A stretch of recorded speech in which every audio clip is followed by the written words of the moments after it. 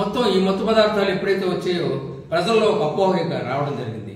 ఎన్నికల సమయం కాబట్టి ఈ మత్తు పదార్థాలన్నింటినీ కూడా యువతకు, పిల్లలకు పంచిపెట్టడానికి, ఉపయోగించుకోవడానికి రావడం అనేటువంటి జరిగిందనేటువంటి అపోహ, అది నిజమవచ్చు, అపోహ అవ్వచ్చు, ఏదైనా అవ్వచ్చు. అది కూడా వ్యాపారం, ఊరిని ఉచితంగా ఇచ్చారు, ఆ విధంగా ఉపయోగించడానికి ఇచ్చారనేటువంటి అపోహ ఉంది. కాబట్టి నేను ఈ కంప్లైంట్ని కేంద్ర ఎన్నికల కమిషన్కి, అలాగే రాష్ట్ర ఎన్నికల కమిషన్ వారికి కూడా నేను ఫిర్యాదు రాతపూర్వకంగా ఇవ్వడం అనేటువంటిది జరుగుతోంది. ఏది ఏమైనా ఇక్కడ ఇటువంటి సమాజాన్ని, విశాఖపట్నాన్ని బేస్ చేసుకుని సమాజాన్ని నాశనం చేసేటువంటి మత్తు పదార్థాల వ్యాపారాలు విశాఖపట్నంలో చేయడం అనేటువంటిది మరి చూస్తే రాష్ట్ర ప్రభుత్వ యంత్రాంగం, పర్టికులర్గా విశాఖ జిల్లా తాలూకు ప్రభుత్వ యంత్రాంగం పూర్తిగా వైఫల్యం చెందిందని అనడం లేదు, పూర్తిగా కుమ్మక్కయిందని చెప్తున్నాను. ఇంత దౌర్భాగ్యమా? విశాఖ జిల్లా ఇంత అవమానాల పాలైపోవడమా?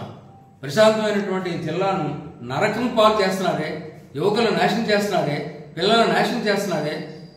హై స్కూల్లో చదువుకునేటువంటి పిల్లలు కూడా బ్యాగుల్లో ఈ మత్తు పదార్థాలను పెట్టి ట్రాన్స్పోర్ట్ చేసేటువంటి పరిస్థితులు ఇవాళకి కూడా ఉన్నాయి విశాఖపట్నం జిల్లాలో. ఇవన్నీ నేను ఇంకా వివరంగా సేకరించి వాటికి కూడా కంప్లైంట్ ఇవ్వడం అనేటువంటి జరుగుతుంది.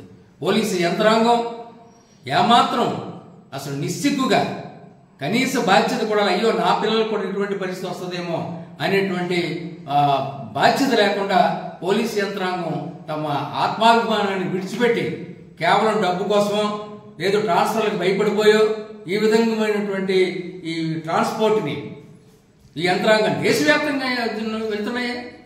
దేశవ్యాప్తంగా ఈ మందులు విశాఖపట్నం నుంచి వెళ్ళేటువంటి మత్తు పదార్థాలు దేశవ్యాప్తంగా అన్ని రాష్ట్రాల్లోనూ కూడా మరి ఎక్స్పోర్ట్ అవుతున్నాయే. ఇంత చెడ్డ పేరా?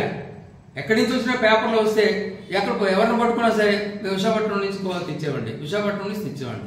ఏంటంటే దౌర్భాగ్యం, ఏంటంటే ఈ అవమానకరమైనటువంటి పనులన్నీ.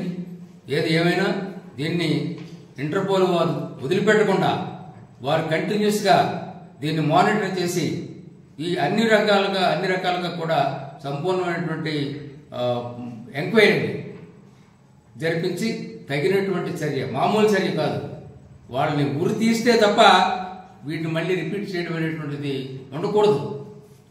ఏదో ఇచ్చేసి 4 రోజులు జైల్లో పెట్టేసి మర్నాడు వదిలేసే పరిస్థితి వస్తే మళ్ళీ ఎన్ని కంటైనర్లు వస్తాయో. అంతేకాదు ఎన్నాళ్ళు వచ్చినటువంటి కంటైనర్ల తాలూకు విషయాలు కూడా, ఈ 5 ఏళ్ల నుంచి వచ్చినటువంటి విషయాలు కూడా వారు పరిగణలోకి తీసుకోవాలి. వాటన్నిటి మీద కూడా మరి విచారణ జరిపించాలని డిమాండ్ చేస్తున్నాను. Please subscribe Citizen Voice and like and share please.